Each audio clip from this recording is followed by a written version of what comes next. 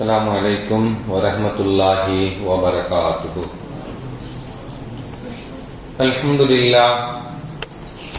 அல்ஹம்துலில்லாஹி ரப்பில் ஆலமீன். வஸ்ஸலாத்து வஸ்ஸலாமு அலா அஷ்ரஃபில் முர்ஸலீன் வ அலா ஆலிஹி வ ஸஹ்பிஹி அஜ்மஈன். அம்மா பஅத். ஃபகத் قال الله تعالى في القرآن العظيم والفرقان المجيد. أعوذ بالله من الشيطان الرجيم. بسم الله الرحمن الرحيم. ولكم في القصاص حياة يا أولي الألباب. رب اشرح لي صدري ويسر لي أمري واحلل عقدة من لساني يفقهوا قولي. اللهم صل على سيدنا محمد. اللهم صل عليه وسلم.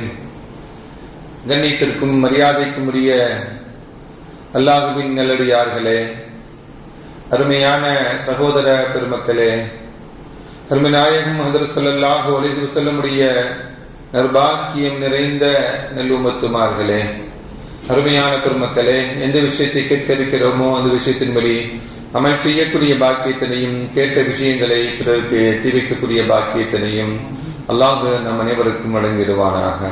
நம்முடைய வாழ்நாட்களை அல்லாஹ் ஆரோக்கியமான வாழ்நாட்களாக ஆக்கி தருவானாக.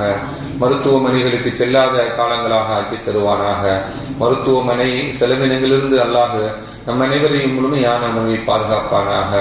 எல்லா விதமான ஆபத்துகள், விபத்துகள், பலாய் முசீபத்துகள், பரவக்கூடிய தொற்று நோய்கள், அனைத்து விதமான பாவ செயல்கள் இருந்தும் அல்லாஹ் நம் அனைவரையும் முழுமையான முறையில் பாதுகாத்து நிம்மதியான, அமைதியான, ராகத்தான, சந்தோஷமான, மகிழ்ச்சியான வாழ்க்கை இந்த உலகத்திலும் நாளை மறு உலகத்திலும் அல்லாஹ் அளவில்லாமல் வழங்கிடுவானாக. நம்முடைய ஹலாலான ஹாஜத்துகள் அனைத்தையும் அல்லாஹ் நிறைவேற்றி தருவானாக.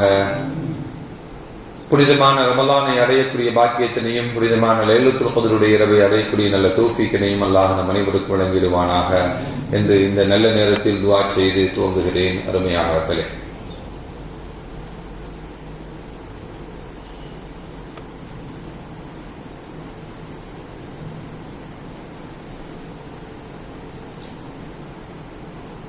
அல்லாஹ் நமக்கு வழங்கியிருக்கக்கூடிய எண்ணிலடங்காத பல நிஅமத்துகள், அந்த நிஅமத்துகளில் மிக முக்கியமான நிஅமத்து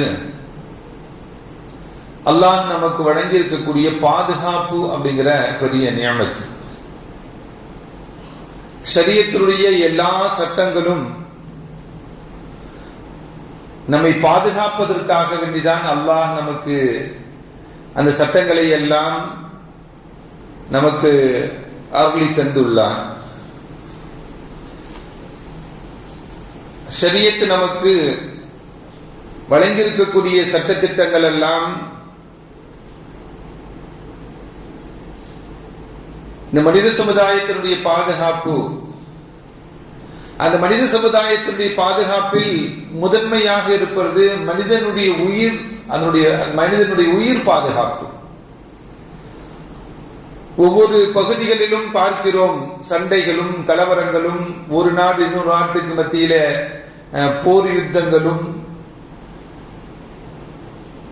பலஸ்தீன் போன்ற நாடுகளில் வாழக்கூடிய மக்கள் நித்தமும் அவர்கள் போர் நிறுத்தம் செய்த பிறகும் அவர்கள் அச்சத்தில் வாழக்கூடிய நிலைப்பாடுகள். இந்த நிலைமைகளை எல்லாம் விட்டு அல்லாஹ் நம்மை பாதுகாத்து நிம்மதியாக, அமைதியாக வாழ செய்திருக்கிறான். அல்ஹம்துலில்லாஹ். மனித உயிர்கள் என்பது விலை மதிப்பு இல்லாதது. மனிதனுடைய உயிரை உருவாக்க முடியுமா என்றால் யாராலும் உருவாக்க முடியாது. ரப்பு கொடுத்தான், அவன் எடுப்பான். அது அவனுக்குரியதுதான். நமக்கு எவ்வளவு சிரமங்கள், பிரச்சனைகள் ஏற்பட்டாலும் நாம் தற்கொலை செய்வதற்கு இஸ்லாத்தில் அனுமதி இல்லை. ஏனென்றால் இந்த உடலில் அவன் உயிரை கொடுத்தான், அவன்தான் எடுக்க வேண்டும் என்று நியதி, இஸ்லாமிய நியதி அது. அப்படி மனித உயிர் பாதுகாப்பு என்பது அல்லாஹ் நமக்கு கொடுத்தது. உயிர் விலை மதிப்பற்றது. ஒரு உயிரை பாதுகாத்தால் ஒட்டுமொத்த மனித சமுதாயத்தையே பாதுகாத்ததை போல என்று குர்ஆன் சொல்லுகிறது. ஒரு உயிரை கொலை செய்தால் ஒட்டுமொத்த மனித சமுதாயத்தையே சாகடித்ததாக என்றது குர்ஆன் நமக்கு சொல்லி காட்டும். அப்படி என்றால் ஒரு உயிருடைய மதிப்பு அவ்வளவு அதிகம் என்பதை தான் அந்த குர்ஆன் வசனம் நமக்கு சொல்லி காட்டுகிறது. இஸ்லாத்தினுடைய சட்டத்தினுடைய அடிப்படையில் அநியாயமாக ஒரு மனிதன் இன்னொரு மனிதனை கொலை செய்து விட்டால் அதுக்கு பழிக்கு பழி வாங்குதல் இஸ்லாத்தில் இருக்கிறது.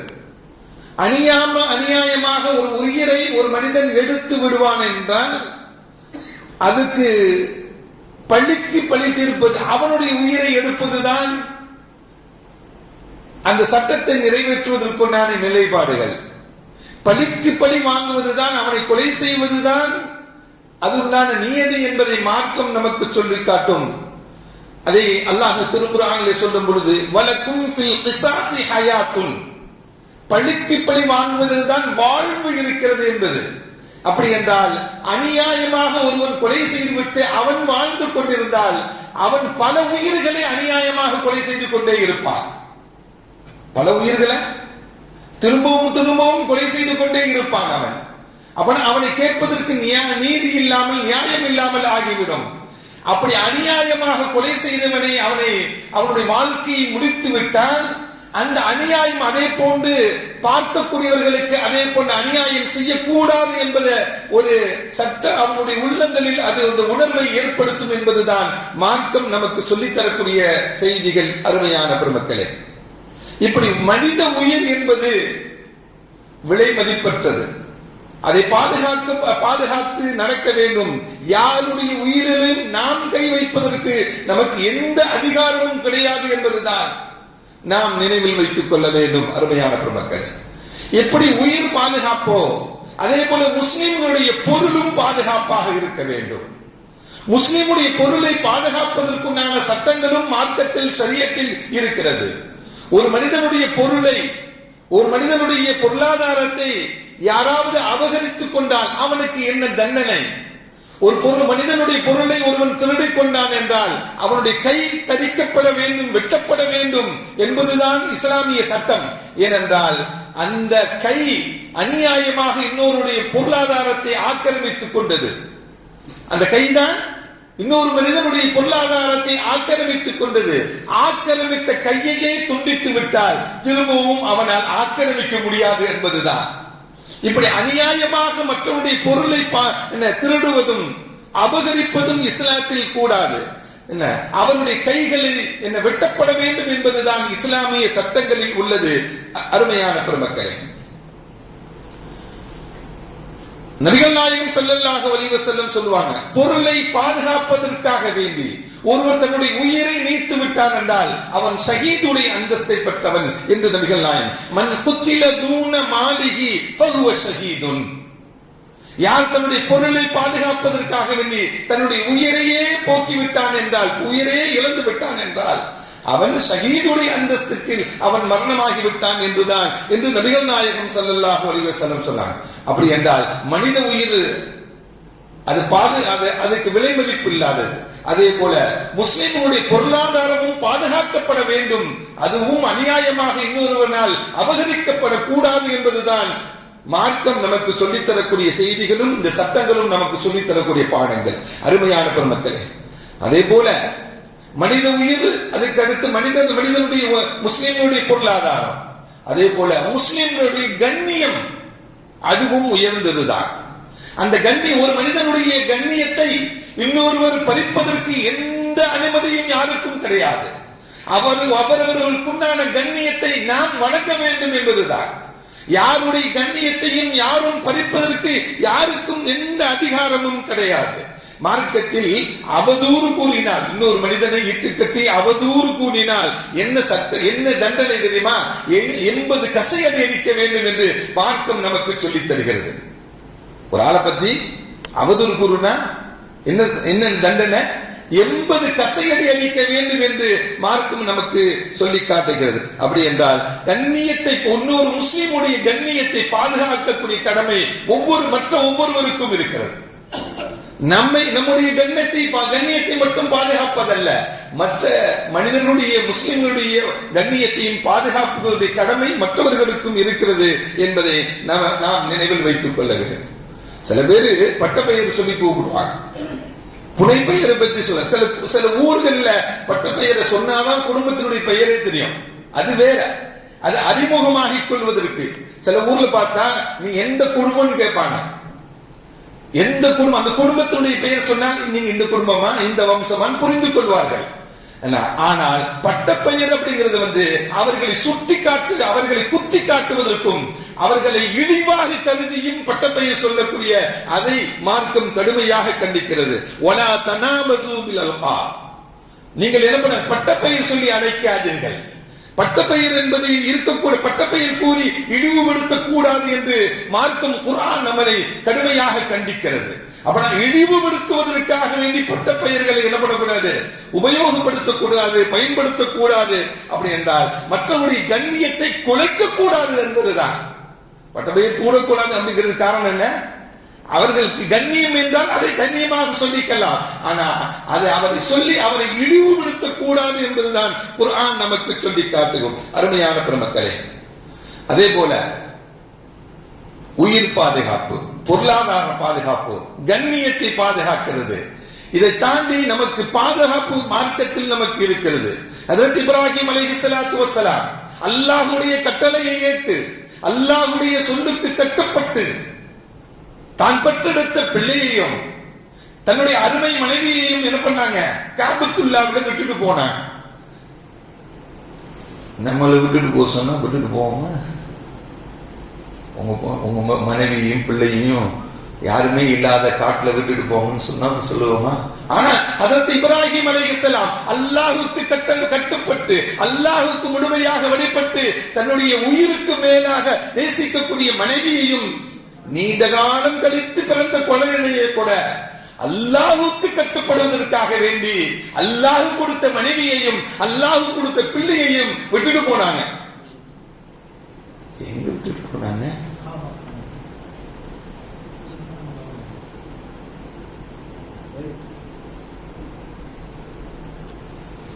ஜிம்மால போன போன் பேசுறதாமா, சைத்தான அங்கேயே ஆஃப் பண்ணிட்டு வந்துட வேண்டியதானமா.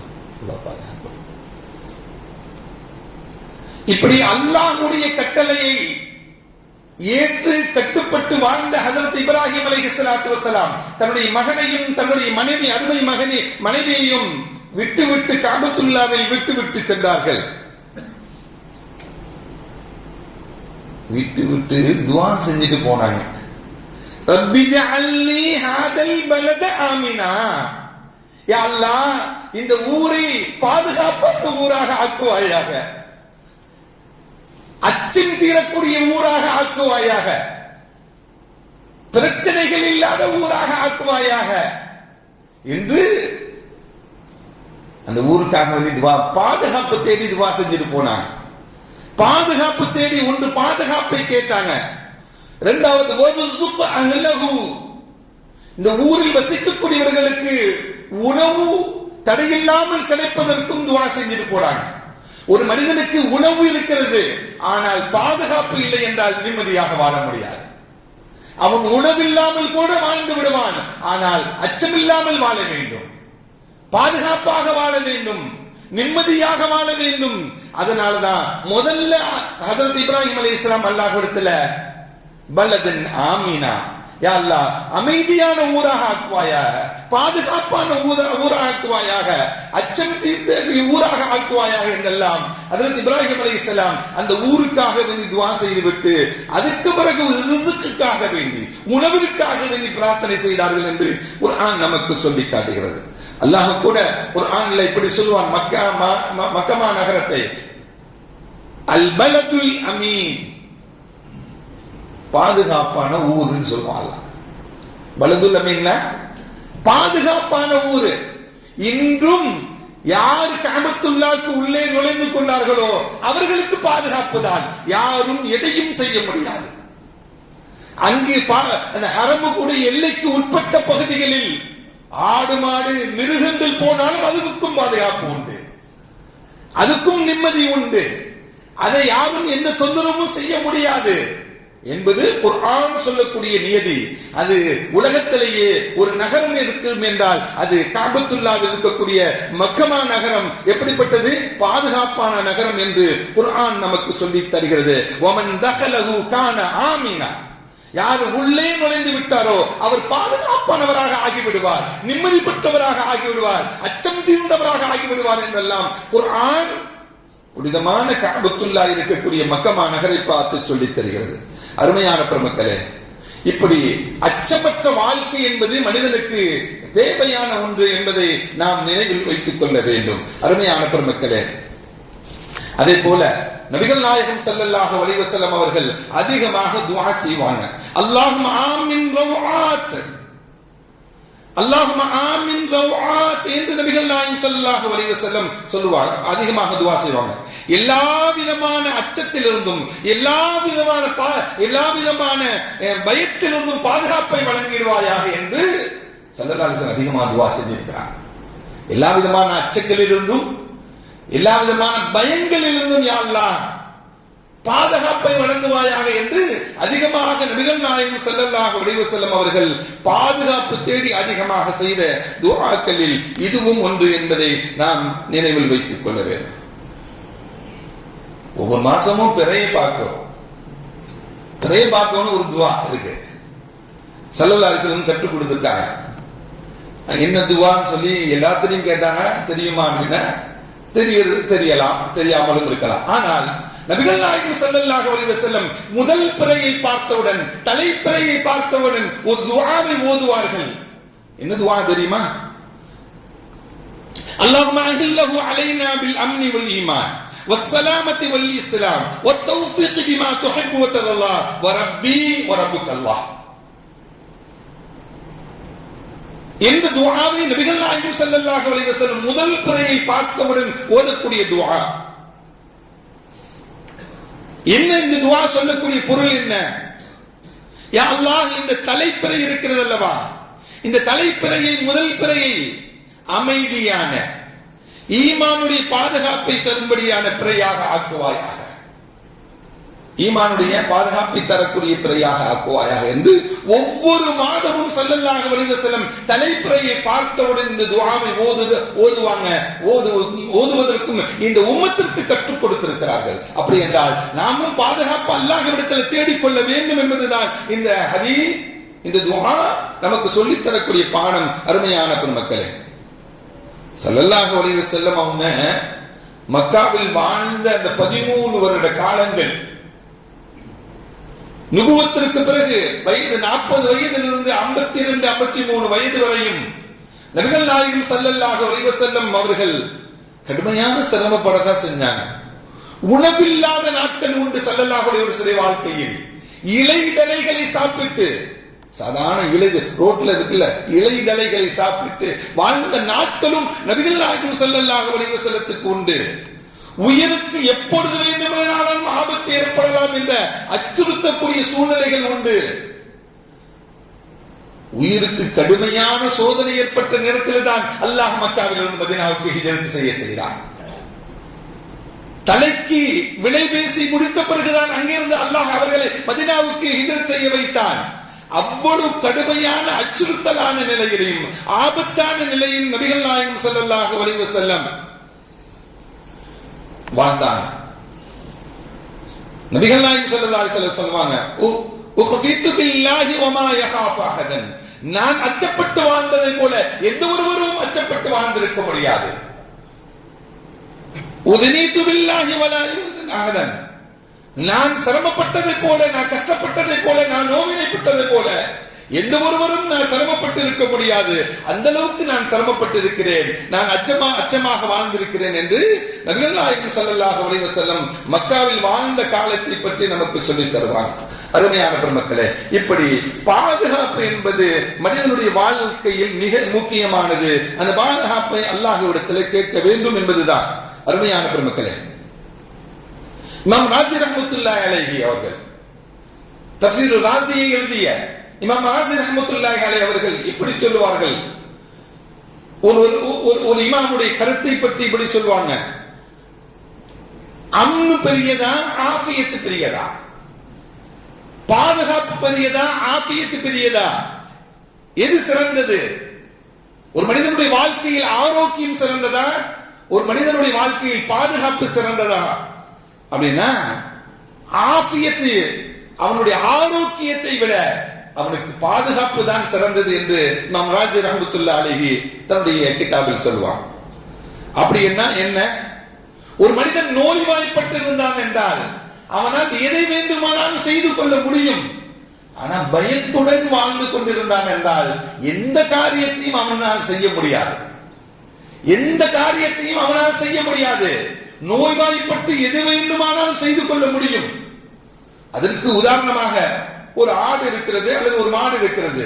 அது நொண்டியாக இருக்கும் என்றால், கால் நடக்க முடியாததாக இருக்கும் என்றால் அது தட்டி தட்டி எதையாவது எங்கேயாவது போய் சாப்பிட்டு வாழ்ந்து கொள்ளும். ஆனால் அதுக்கு பயம் ஏற்படும் என்றால் எங்கேயுமே செல்ல முடியாது. அப்படிதான் அருமையான பெருமக்களே, ஆரோக்கியத்தை விட பாதுகாப்பு மிக முக்கியம் என்பதை இமாம் ராஸி ரஹ்மத்துல்லாஹி அலைஹி அவர்கள் நமக்கு சொல்லித் தருவாங்க. அருமையான பெருமக்களே, நபிகள் நாயகம் ஸல்லல்லாஹு அலைஹி வஸல்லம் சொல்வாங்க, இப்படி சொல்வாங்க, யார் ஒருவருக்கு 3 விஷயங்கள் கிடைக்கப்பட்டு விட்டதோ அவர் துன்யாவே கிடைக்கப்பட்டவரை போல் ஆகுவார் என்று நபிகள் நாயகம் ஸல்லல்லாஹு அலைஹி வஸல்லம் சொன்னாங்க. மன் அஸ்பஹ மின்கும் ஆமினன் ஃபீ சுர்பிஹி, யார் ஒருவர் நிம்மதியாக காலை விழிக்கிறார், எந்த அச்சமும் இல்லாமல் விழிக்கிறார், எந்த பயமும் இல்லாமல் காலையை அடைகிறார், அந்த ஒன்றும் முஆஃபியன் ஃபீ ஜஸதிஹி, அவருடைய உடலில் எந்த விதமான நோய்களும் இல்லாமல் ஆரோக்கியமாக அந்த தினத்தை அடைகிறார். காலையில எந்த பயமும் இல்ல, இன்னைக்கு வாழ்வதற்கு எந்த பயமும் இல்ல, இன்றைய தினத்துல எந்த நோயும் இல்ல, நோயினுடைய அச்சுறுத்தல்களும் இல்ல. வஇந்தஹு கூத்த யௌமி, அன்றைய தினத்தில் உண்பதற்குண்டான உணவுக்கும் எந்த பிரச்சனையும் இல்லை. அப்படின்னா அவர் துன்யாவே முழுமையாக கிடைக்கப்பட்டவராக ஆகிவிடுவார் என்று நபிகள் நாயகம் ஸல்லல்லாஹு அலைஹி வஸல்லம் சொன்னார். அப்படி என்றால் பாதுகாப்பு என்பது மிக முக்கியமானது. பாதுகாப்பு கிடைத்து விட்டாலே எல்லாமே கிடைத்ததை போலதான் என்று நபிகள் நாயகம் ஸல்லல்லாஹு அலைஹி வஸல்லம் சொல்வார். அருமையான பெருமக்களே,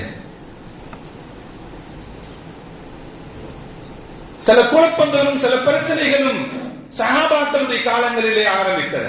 இமாம் அதற்கு ஹுதைஃபா ரலியல்லாஹு தஆலா அன்ஹு சொல்வாங்க, இஸ்லாத்தினுடைய பார்வையில் குழப்பம் என்பது உஸ்மான் ரலியல்லாஹு தஆலா அன்ஹுடைய காலத்தில் ஏற்பட்டது. அதனுடைய முடிவு எங்க தெரியுமா? அந்த குழப்பத்தினுடைய முடிவு தஜ்ஜாலுடைய வருகையும் குழப்பம் தான் என்று ஹுதைஃபா ரலியல்லாஹு தஆலா அன்ஹு சொல்வாங்க. அப்பனா முதல் குழப்பம் எங்க ஏற்பட்டது? அதற்கு உஸ்மான் ரலியல்லாஹு தஆலா அன்ஹுடைய அவருடைய காலத்தில் ஏற்பட்ட அந்த குழப்பம் தான். அதற்கு கிட்டத்தட்ட 12 ஆண்டுகள் ஆட்சி புரிந்த அதற்கு உஸ்மான் ரலியல்லாஹு தஆலா அன்ஹு எத்தனை வருஷம்? 12 வருஷம் ஆட்சி. கலீஃபாக்களிலே நீண்ட நாட்கள் ஆட்சி புரிந்தவர்கள் அதற்கு உஸ்மான் ரலியல்லாஹு தஆலா அன்ஹு. 12 வருஷம் ஆட்சி புரிந்த அதற்கு உஸ்மான் ரலியல்லாஹு தஆலா அன்ஹு அவங்க என்ன குழப்பம் ஏற்பட்டுச்சு? சில யூதர்களால் ஏற்பட்டதுதான். சில முஸ்லிம்களை கையில் போட்டுக்கொண்டு அவர்கள் மூலமாக சில கிளர்ச்சிகளை ஏற்படுத்தி விட்டு அது சரியில்லை இது சரியில்லை சில ஃபித்னாக்களை சில குழப்பங்களை ஏற்படுத்தி விட்டு ஒரு கட்டத்தில் அந்த ஃபித்னா அதற்கு உஸ்மான் ரலியல்லாஹு தஆலா அவர்களையே கொலை செய்ய தூண்டக்கூடிய நிலை ஏற்பட்டு விட்டது. அதற்கு உஸ்மான் ரலியல்லாஹு தஆலா அவங்கள்ட்ட ராணுவம் இல்லையா, முஸ்லிம்கள் இல்லை அவர்களை தாக்குவதற்கு அவர்களை அழிப்பதற்கு எல்லா படையும் பட்டாளங்களும் இருந்தன. ஏனென்றால் எதிர்த்தவர்கள் எல்லாம் முஸ்லிம் அல்லாதவர்கள். பின்னால் யூதர்கள் தூண்டிவிட்டு எதிர்த்தவர்கள் எல்லாம் முஸ்லிம்கள். முஸ்லிம்களுக்கு எதிராக ஒரு நாளும் நான் போர் புரிய மாட்டேன், முஸ்லிமுக்கு எதிராக எந்த முடிவையும் நான் எடுக்க மாட்டேன், அவர்கள் திருந்துவார்கள் ஒரு நாள் என்று சொன்னார் உஸ்மான் ரலியல்லாஹு. அன்சாரி தோழர்களும் முஹாஜிர் தோழர்களும் மூத்த சஹாபாக்கள் எல்லாம் உஸ்மான் ரலியல்லாஹு தஆலாவுடைய அவைக்கு போய் அமீருல் முஃமினீன் அவர்களே நீங்கள் சொல்லுங்கள், ஒரே நாளையில் இந்த குழப்பவாதிகள் எல்லாம் இல்லாமல் ஒன்றுமில்லாமல் ஆக்கி விடுகிறோம், குழப்பங்கள் நீங்கிவிடும், சொல்லுங்க நீங்க சொல்லுங்க. அவங்க சொன்னாங்க, முஸ்லிம்களுக்கு எதிரான எந்த உத்தரவையும் நான் போட மாட்டேன். அவர்கள் ஈமான் கொண்டவர்கள், கலிமா சொன்னவர்கள், அவர்கள் செய்த குழப்பம் அவர்கள்ட்டே இருக்கட்டும். என்ன, அவர்களுக்கு எதிராக நாம் சட்டம் போட்டு அவர்களை அடிப்பதற்கும் அவர்களுக்கு எதிராக போர் தொடுப்பதற்கும் எந்த உத்தரவையும் நான் கொடுக்க மாட்டேன். எவ்வளவு பெரிய பித்தனா, எவ்வளவு பெரிய குழப்பம். கடைசியில 40 நாட்கள் வீட்டு சிறையில் வைக்கப்பட்டார்கள். அதற்கு உஸ்மான் ரலியல்லாஹு தஆலா அன்ஹு இறுதி கட்டமாக அவர் கொலை செய்யப்பட்டார்கள். அருமையான பெருமக்களே, இவ்வளவு பெரிய குழப்பம் ஏற்பட்டது. ஹுதைஃபா ரலியல்லாஹு தஆலா சொல்லுவாங்க, இஸ்லாமிய சாம்ராஜ்யத்தில் முதலாக ஏற்பட்ட குழப்பம் அதற்கு உஸ்மான் ரலியல்லாஹு தஆலா காலத்தில் ஏற்பட்டது. அதனுடைய இறுதி எங்க போய் முடியும் தெரியுமா? தஜ்ஜால் வந்த பிறகு அந்த நடக்கக்கூடிய குழப்பம் என்று அதற்கு ஹுதைஃபா ரலியல்லாஹு தஆலா அவங்க நமக்கு சொல்லி காட்டுறாங்க. எப்படிப்பட்ட உஸ்மான் ஸல்லல்லாஹு அலைஹி வஸல்லம் அருமை பிள்ளைகள், 2 பிள்ளைகளை திருமணம் முடித்தவர்கள். ஸல்லல்லாஹு அலைஹி வஸல்லம் பார்ப்பதற்கு கண்கொள்ள வேண்டும் என்று சஹாபாக்கள் நினைப்பாங்க. தான் பெற்றெடுத்த 2 பிள்ளைகளை திருமணம் முடித்து கொடுத்தாங்க ஸல்லல்லாஹு அலைஹி வஸல்லம் உஸ்மான் ரலியல்லாஹு தஆலா அன்ஹு அவங்களுக்கு. இஸ்லாத்திற்காக வாரி கொடுத்தவர்கள் அவர்கள். தண்ணீர் தட்டுப்பாடு ஏற்பட்ட பொழுது தன்னுடைய பெரும் தொகையை கொடுத்து கிணறை வாங்கி மக்களுக்குண்டான தண்ணீரை அர்ப்பணித்துக் கொடுத்தவர்கள் அதற்கு உஸ்மான் ரலியல்லாஹு தஆலா. அவங்களுடைய பெயரே உஸ்மானுல் கனி, செல்வந்தர் உஸ்மான் என்றுதான் பெயர். கஅபத்துல்லாவுக்கு போனாங்கன்னா உஸ்மான் ரலியல்லாஹு தஆலா ஹஜ்ருல் அஸ்வத் கல்லின் பக்கத்தில் நின்று ஒரு ரக்அத்தில் ஒரு குர்ஆனை ஓதி முடிப்பார்கள். அவ்வளவு இபாதத்துக்கு சொந்தக்காரர்கள். ஜும்மா தொழுகைக்கு வரும்பொழுது பல அடிமைகளை உரிமை விட்டு தான் ஜும்மா தொழுகைக்கு வருவார்கள் அவர்கள். இப்படி இபாதத்தில் உயர்ந்து நின்றவர்களுக்குண்டான ஏற்பட்ட வாழ்க்கையில் அவர்களுக்கு ஏற்பட்ட குழப்பமும் பிரச்சனைகளும், இப்படி வாழ்க்கையில் துனியாவில் இப்படி பிரச்சனைகளும் குழப்பங்களும் ஏற்படத்தான் செய்கிறது. அருமையான பெருமக்களே, இதெல்லாம் சொல்லுவதற்குண்டான காரணங்கள் என்ன? நாட்டில் அரசியல் குழப்பங்கள் ஒரு வகையாக இருந்தாலும், நாட்டில் உலகில் வாழக்கூடிய இன்னைக்கு லேட்டஸ்டா வெளியே இருக்கக்கூடிய ஜெஃப்ரி ஸ்டீபன் அவருடைய ஃபைல் இன்னைக்கு வெளியாக இருக்கிறது. என்ன, சிறு குழந்தை, சின்ன பிள்ளைகள் 13-14 வயது குழந்தைகளை பாலியல் பலாத்காரம், அவர்கள் அந்த குழந்தைகளை பாலியல் பலாத்காரம் தான் செய்தது மட்டுமல்ல, உலகத்தில் இருக்கக்கூடிய நாட்டு தலைவர்களும் அரசியல் முன்னோடிகளுக்கும் அந்த குழந்தைகளை தன் விருந்தாக கொடுத்த அந்த பயில்கள் நீங்க வெளியாக இருக்கிறது. எவ்வளவு பெரிய கீழ்த்தரமான சூழ்நிலைகள். ஐயாமுல் ஜாஹிலியா காலத்தில் தான் பெண்கள் பாதுகாப்பு இல்லாமல் வாழ்ந்து கொண்டிருந்த காலங்கள். நீங்க நவீன காலத்தில் கூட பெண்களுக்கு பாதுகாப்பு இல்லை அப்படின்னா எவ்வளவு பெரிய துரதிருஷ்டம், எவ்வளவு துரதிருஷ்டம். இந்த பிள்ளைகள் எல்லாம் எப்படி மாற்றிக்கொண்டார்கள்? அந்த பாலியல் தொல்லை செய்யக்கூடிய, பாலியல் தொழில் செய்யக்கூடியவர்கள்ட்ட வேலைக்காக வாங்கி போனவங்க, வறுமை கோட்டிகளில் ஏதாச்சும் வேலை கிடைச்சிடாதா, வாழ்க்கையில் உயர்ந்து விட மாட்டோமா என்று சென்றவர்களை இந்த மிருகங்கள் எத்தனை உயிர்களை சூறையாடி இருக்கிறது, எத்தனை கற்புகளை சூறையாடி இருக்கிறது. இது ஐயாமுல் ஜாஹிலியா காலத்தையே, இஸ்லாம் வருவதற்கு முன்புண்டான காலத்தில் நடந்த கொடுமையை விட கடுமையான கொடுமையாக இருக்கிறது. இப்படி பாதுகாப்பு என்பது நாம் தேடிக்கொள்ள வேண்டும். இஸ்லாம் என்பது பாதுகாப்பு அரண். எல்லோருக்கும் எல்லா விதமான பாதுகாப்பையும் இஸ்லாம் வழங்கியிருக்கிறது. ஒவ்வொரு நாள் காலை எழுந்ததிலிருந்து இரவு தூங்கும் வரையும் பாதுகாப்பை தேடிக்கொள்ள வேண்டும் என்று மார்க்கம் சொல்லி காட்டுகிறது. ஒவ்வொரு துஆக்களும் நமக்கு பாதுகாப்பு, ஒவ்வொரு பிரார்த்தனைகளும் நமக்கு பாதுகாப்பு.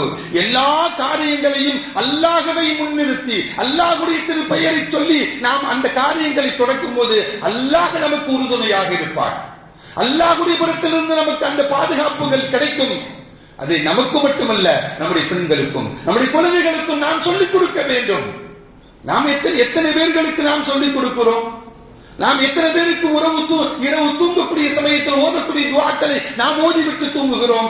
எத்தனை குழந்தைகளுக்கு நாம் நம்முடைய குடும்பத்தில் உள்ள குழந்தைகளுக்கு சொல்லிக் கொடுத்து தூங்க வைக்கிறோம்? அப்படின்னா இல்லையே, போனை பார்த்துக்கிட்டே தூங்குறோம், பேஸ்புக்கை பார்த்துட்டே தூங்குறோம், வாட்ஸ்அப்பை பார்த்துட்டே தூங்குறோம், ஏதாவது ரீல பார்த்துக்கிட்டே தூங்குறோம். இதான் மார்க்கம் சொல்லிக் கொடுத்தது. நாம் பாதுகாப்பாக வாழ்வதற்கு அல்லாஹ்விடத்தில் பிரார்த்தனை செய்ய வேண்டும். நம்முடைய பிள்ளைகள் பாதுகாப்பாக இருப்பதற்கு பிள்ளைகளுக்கும் துஆ செய்ய கற்றுக் கொடுக்க வேண்டும். வல்லோன் அல்லாஹ் நம்முடைய வாழ்க்கையில் எல்லா விதமான பாதுகாப்புகளையும் வழங்கிடுவானாக. வ ஆகிரு தஅவானா அல்ஹம்துலில்லாஹி ரப்பில் ஆலமீன். அஸ்ஸலாமு அலைக்கும் வ ரஹ்மத்துல்லாஹி வ பரகாத்துஹு.